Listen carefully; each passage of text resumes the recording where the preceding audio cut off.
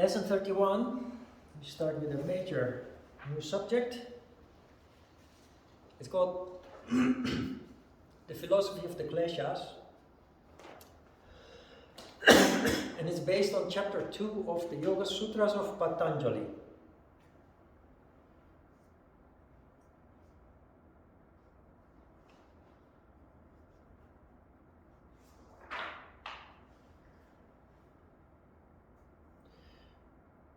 What are Kleshas? First of all, I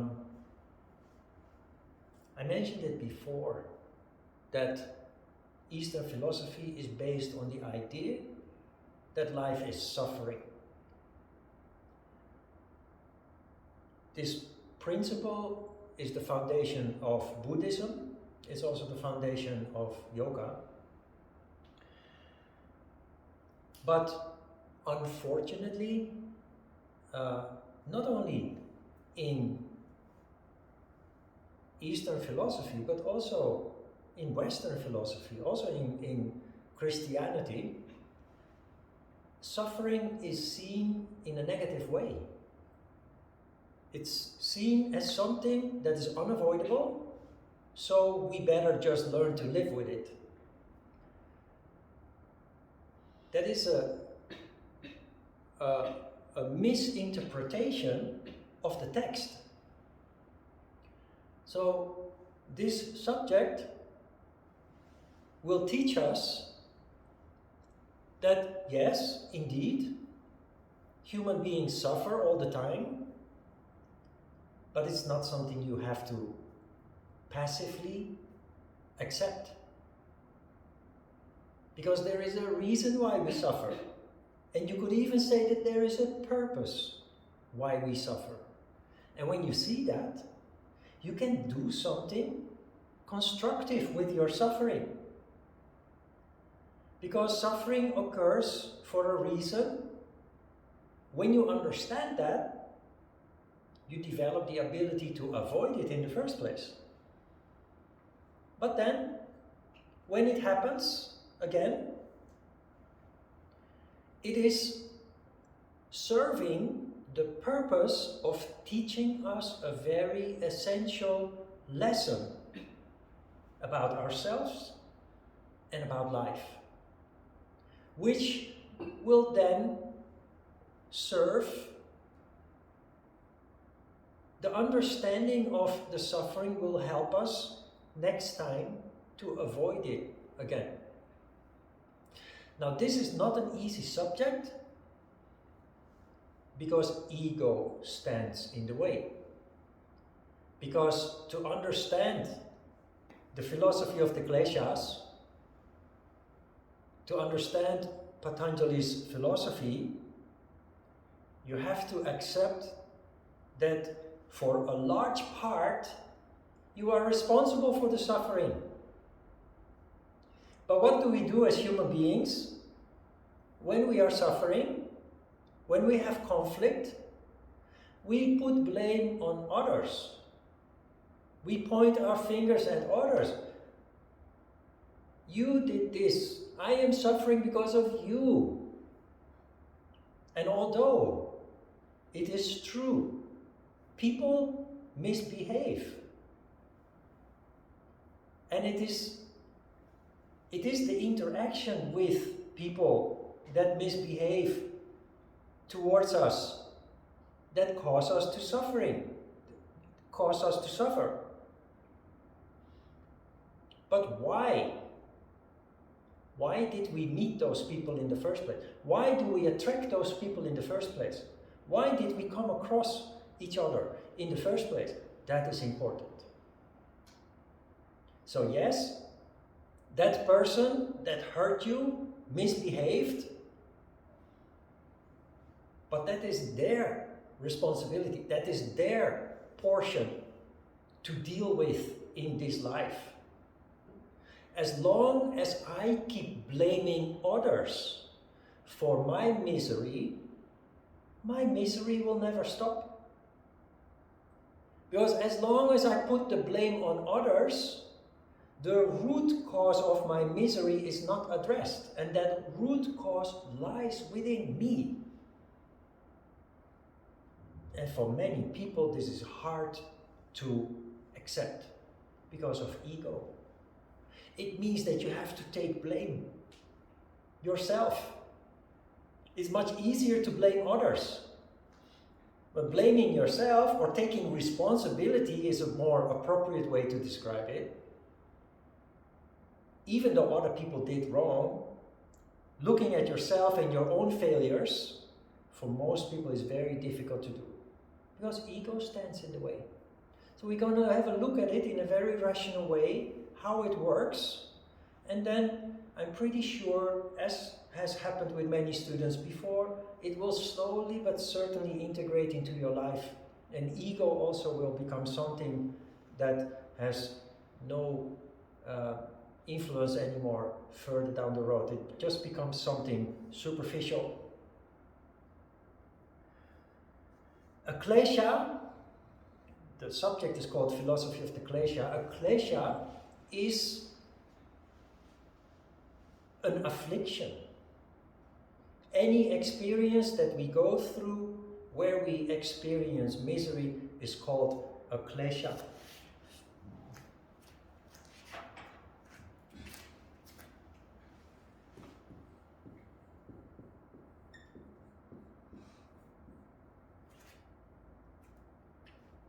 The suggestion from Patanjali is that when I experience misery, I have attracted the misery in the first place. Remember that yoga looks at everything in life as energy. This again is about energy, our energy and the energy of our environment. Look at it in this way. Very simple, very practical. If I am in an interaction with you and I feel anger inside me, I feel aggression inside me, how does that make you feel? That affects you. So, I feel anger, aggression in me, I'm interacting with you, and you end up doing something nasty to me. And I feel like a victim. I say, oh, poor me, they are treating me bad again, I am the victim. See how this works and see where this is going? The klesha is that you treat me bad. And that is as far as people can see. Patanjali came with a very interesting proposition. He said, yeah, but you went into that interaction feeling angry and aggressive. The vibration of your energy is angry and aggressive. That is called a vritti.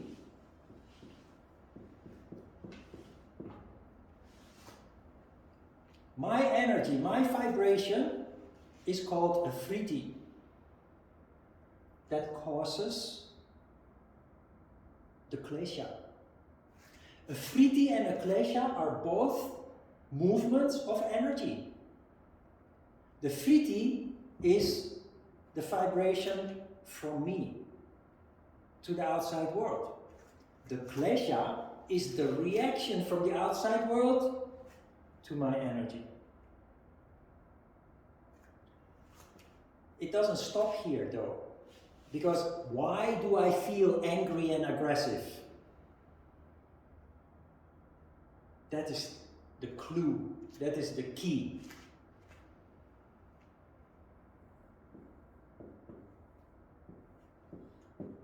That is because of samskara.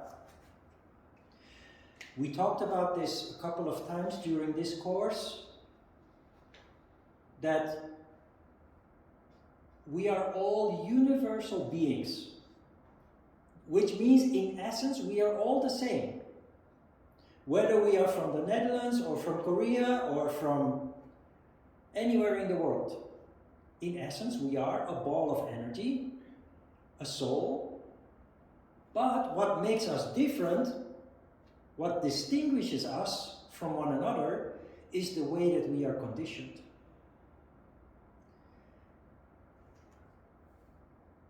I carry memory with me that started with my birth. And not only that, the suggestion from Patanjali is actually that you carry memory with you subconsciously, so you're not aware of it, from previous lives. To accept that, of course, you have to accept the idea, the possibility that you have previous lives and future lives.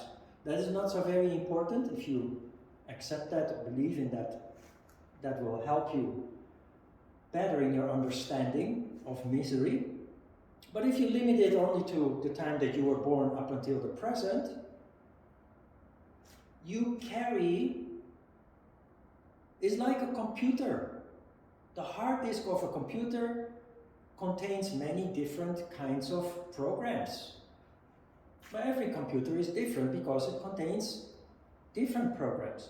As a human being, I carry different memories with me than Emma or than Leslie. And Leslie again carries different memory with her compared with Emma or compared with Sajin's mom.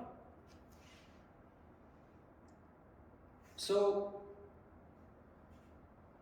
the way that the impression that people have of us is determined by our past experiences, our memory. The anger and the aggression that I'm talking about here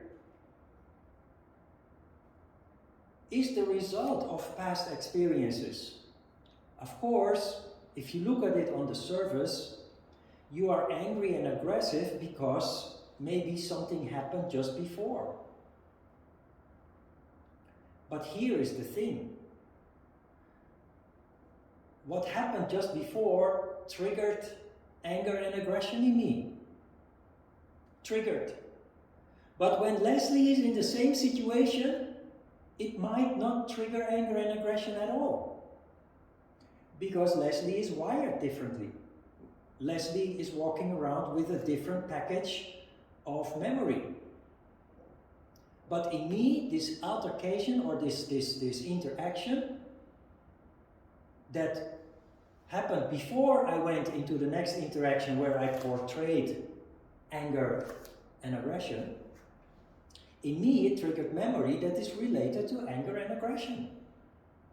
And that is how I process it and that is how I deal with it, subconsciously.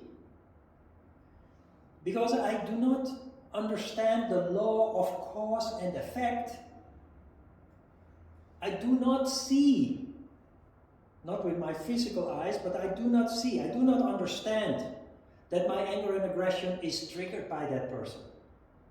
I just feel angry and aggressive. And in my next interaction with another person, I carry that negative vibration with me, and that person will react in kind. And I was like, I didn't do anything wrong. Why are they treating me like this? Oh my God. They're always picking on me. They're always fighting with me. No. It is something in the past that got triggered. That memory is called samskara.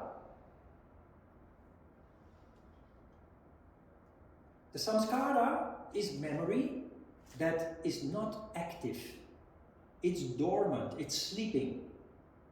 Until something happens that triggers it. I'm not always angry and aggressive.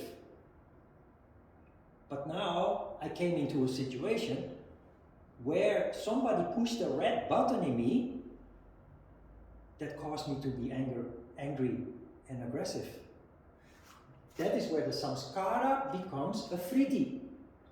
So the moment the dormant memory is triggered, the dormant memory is called the samskara. when it is triggered, it becomes a vritti. That vritti is a vibration that attracts a reaction from the environment, and then I undergo misery. And that is called the klesha. When you understand how this works, you'll be able to solve and to avoid a lot of conflict, and with that, a lot of misery.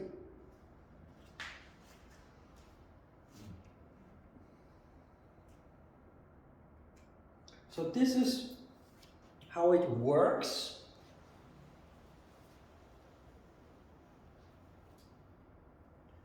Let's have a look.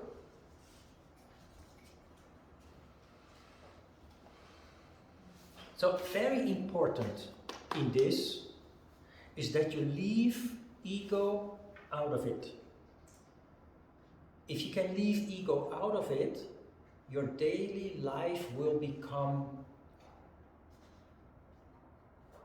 a constant lesson, a constant teaching in who you are, who you really are.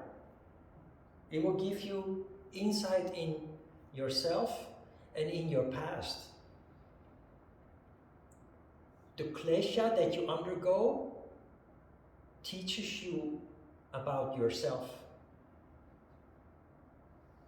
And that is the key in the future to help you avoid it.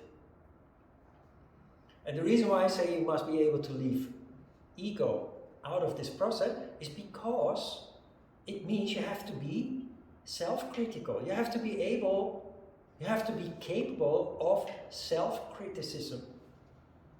Yes, that person did something wrong to me and I feel miserable about it, but I did something that triggered it. I did something that caused that person to act or react like that. Ego doesn't allow this kind of thought in most people. So that is why it is important that you are capable of self-criticism. Must leave ego out of it.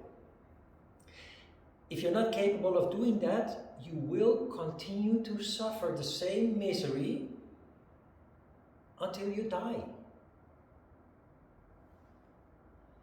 Can you see this?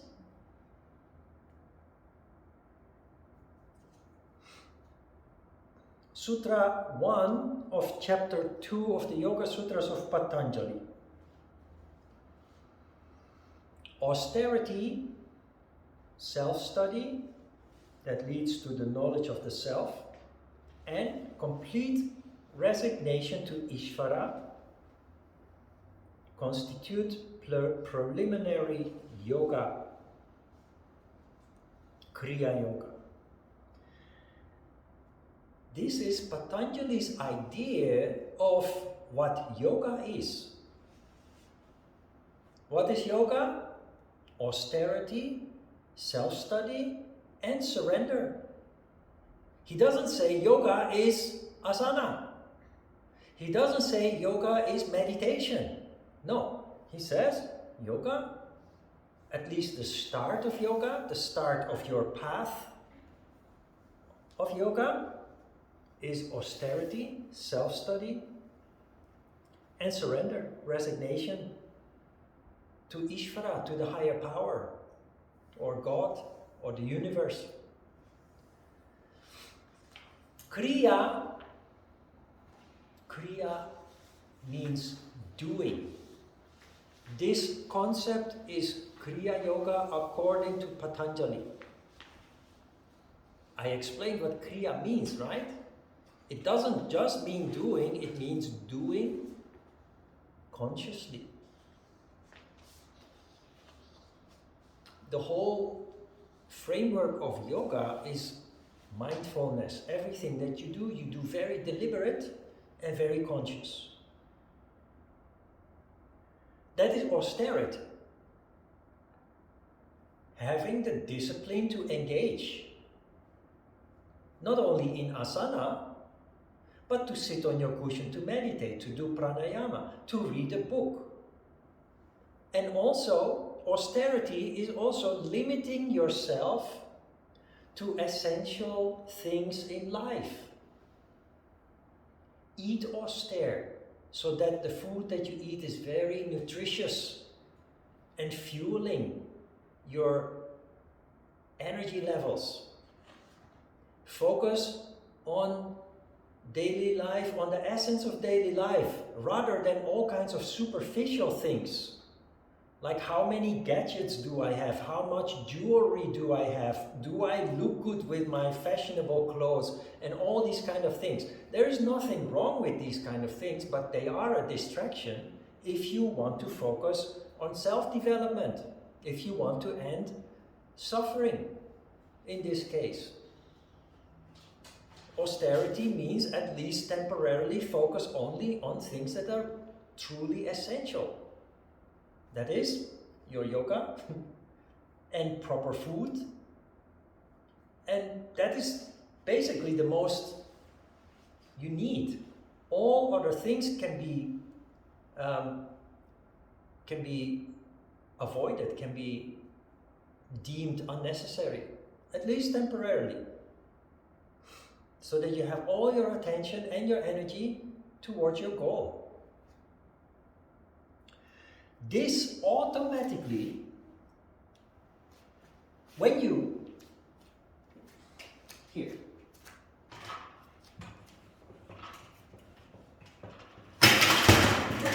oops.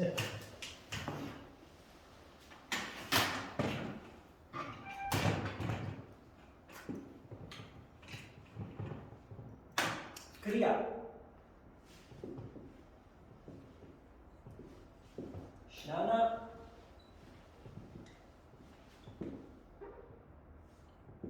Karma.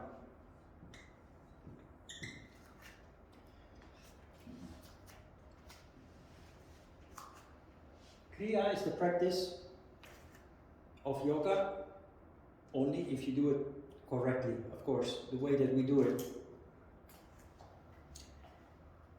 Maybe you remember from previous classes, or maybe I explained it at the workshop. When you do yoga correctly, something happens with us. It changes our perception. We become more sensitive. And very importantly, it opens our consciousness. It leads to insight and wisdom naturally. Not by reading books, but by changing the way you function. Kriya, austerity, leads to Jnana, which is knowledge, wisdom, insight. Not from a book, but from observation, contemplation. It happens naturally. That brings us to the second element that Patanjali mentions. Yoga is austerity, followed by self-study. We talked about self-study.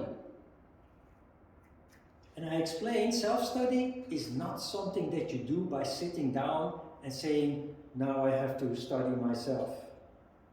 It doesn't work like that. Self-study actually occurs spontaneously. Because when you become conscious, when Jnana occurs, you become conscious. The first thing every human being that becomes conscious wants to know is related to themselves. Who am I? Why am I here? What is the purpose of all this? The purpose of life and me in this life.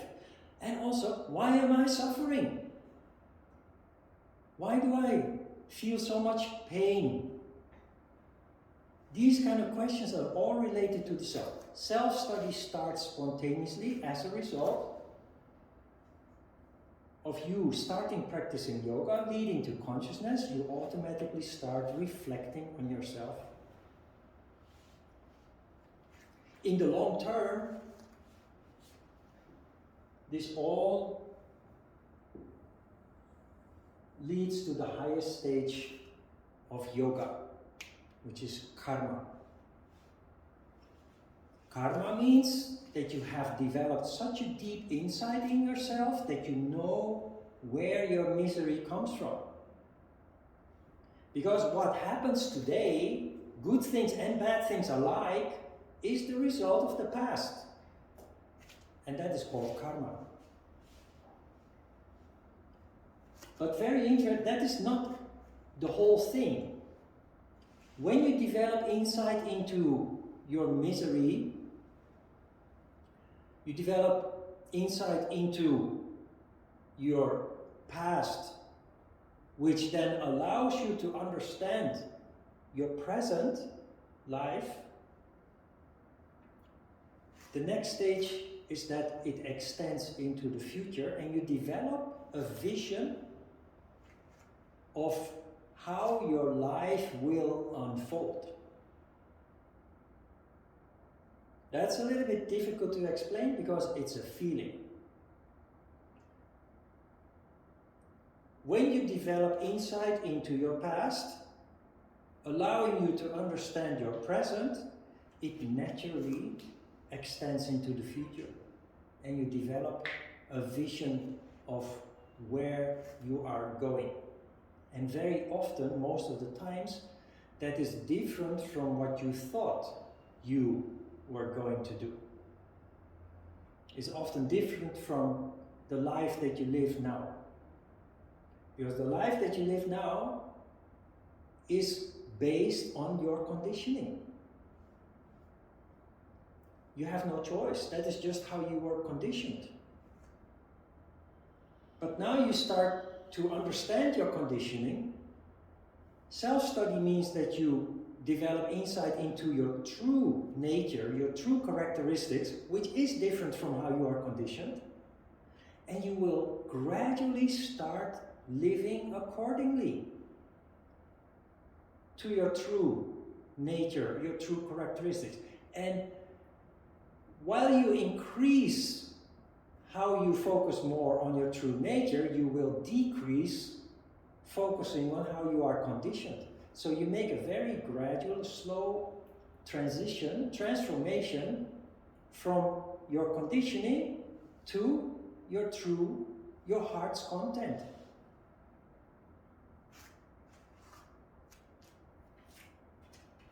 And again, this may all sound very complicated. All you have to do is practice yoga, because this is a process that takes place spontaneously as a result of practicing yoga. It's just a matter of time and regular practice, of course. Without practice, this doesn't happen. But practice leads to a change in your energy. There's more sattva and there's more vital energy that leads to awakening of consciousness, that leads to insight, wisdom and knowledge, which leads to deeply understanding who you are, where you come from and where you are going. It sounds complicated. All you have to do is study. All you have to do is practice. And what you study may sound complicated, but it's only explaining what is already happening. So if you feel overwhelmed, try to look beyond it and let it be a motivation also to practice more regularly. Because that is really the foundation of all of this. And what we do with the lectures is helping you to understand it. Because there are many practitioners of yoga who transform, who change, but they do not understand what's happening with them. They do not study how all this works. And that in itself can be a source of suffering. Many yoga practitioners go through a stage where they are emotionally very unstable. They suffer more than before. That is acknowledged in yoga literature. It's called one of the diseases of the disciple. Diseases of the disciple for the most part, are caused by your increased perception, consciousness, sensitivity. And because as human beings we keep the tendency to function subconsciously, we do not understand what is happening and why, so we suffer. And sometimes that suffering can be even worse than it was before. By studying how it works, it will help, it will go a long way in avoiding that trap.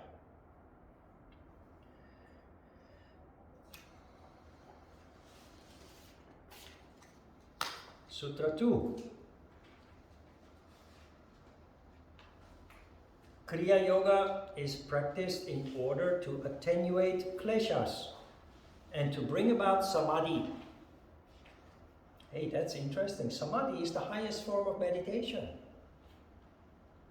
And here, Patanjali is saying, yeah, Kriya Yoga, practice yoga, and Samadhi will occur naturally. That is true. Because Samadhi is contemplation. But it is contemplation on a very deep level. As untrained people, we do have moments of contemplation.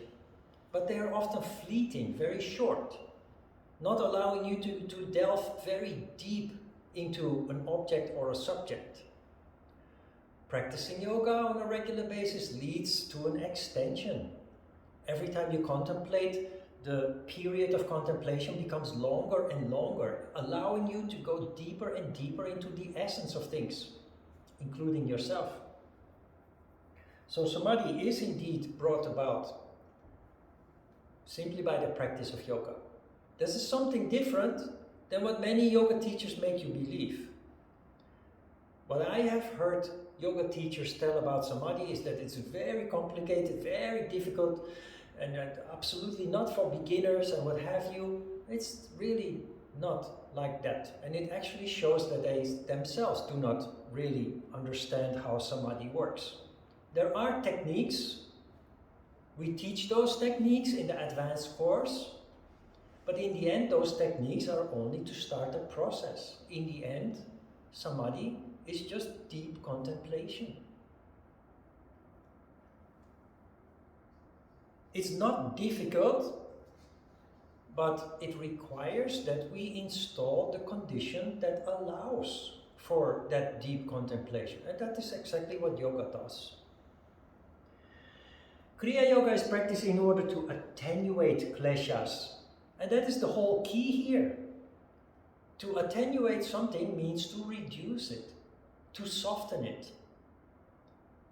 Kleshas are suffering. So after the introduction in Sutra 1, Sutra 2 immediately gives us the good news. Instead of, like many spiritual people think, that we just have to bear the suffering, Patanjali says, no. Practice yoga and you can reduce the suffering. So not a negative view like many spiritual people mistakenly have. It's a positive view. It says, yes, it acknowledges we are all suffering. This is how it works, the kleshas, the samskaras. But there is something you can do about it. Practice, in the first place, practice yoga. You practice yoga, you become aware of your suffering. You practice yoga, you develop insight in your suffering. And that will allow you to prevent it from happening in the future. While other people, ignorant people, people who are not trained, they continue to suffer the same suffering again and again until they die.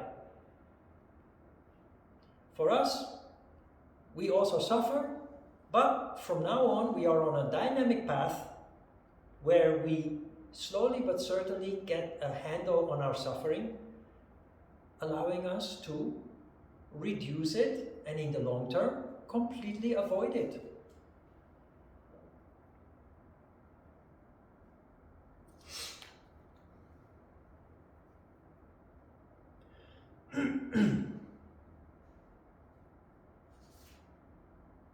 Questions? You understand a little bit what this is about? Do you understand that you are suffering?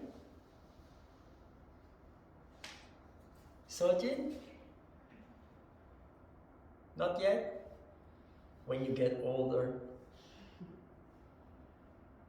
That's okay. But is it more about just accepting that misery is kind of like within you and that you just deal with it and not suffer from it? Because you can't really get rid of past misery, right? Yeah, well, after the break, this was the last sutra for this session. In the second session this afternoon, Patanjali says there are 5 kleshas. He breaks it down and makes it very concrete. The cause, the first klesha, the cause is ignorance. Which means that ignorance means you don't know. You just don't know what is happening and why it's happening. And it leads to all the others. That is the next sutra, basically.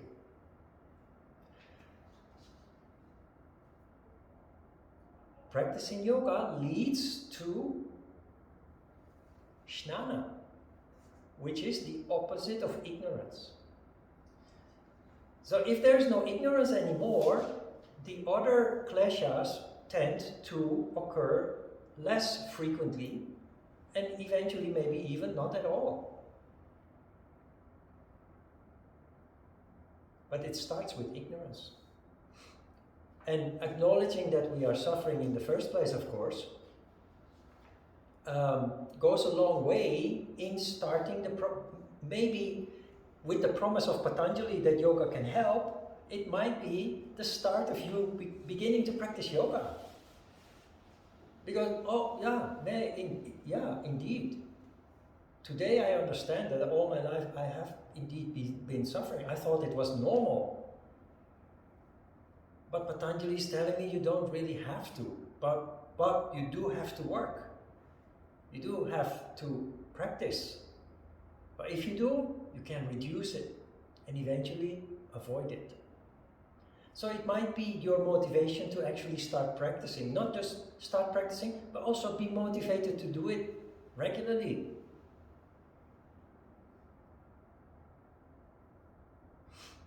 All right, let's have a short break. It's a very interesting subject. Until lesson 38, we will study this very deeply. Let's have a short break, then we start with asana after that.